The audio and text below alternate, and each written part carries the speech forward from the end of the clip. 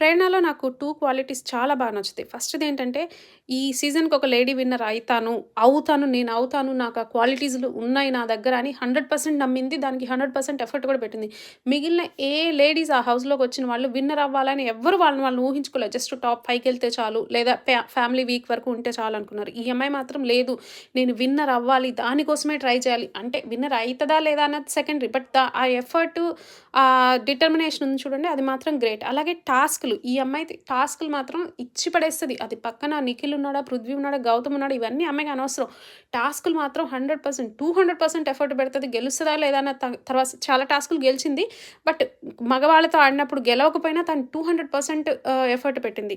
ఇంకా టాస్క్‌లు ఆడేటప్పుడు ఈ అమ్మాయికి ఒక క్లారిటీ ఉంటుంది. ఆ టాస్క్ ఎలా ఆడాలి అనేసి. ఇది చాలా మందికుండదు. రీసెంట్‌గా రోప్ చుట్టిన టాస్క్ కానివ్వచ్చు, ఆ డోమినోస్ పడేసింది గావచ్చు, ఆ అమ్మాయికున్న క్లారిటీ వేరే వాళ్ళకి లేదు. ఈ 2 క్వాలిటీస్ నాకు 'ప్రేరణలో' చాలా నచ్చుతాయనమాట.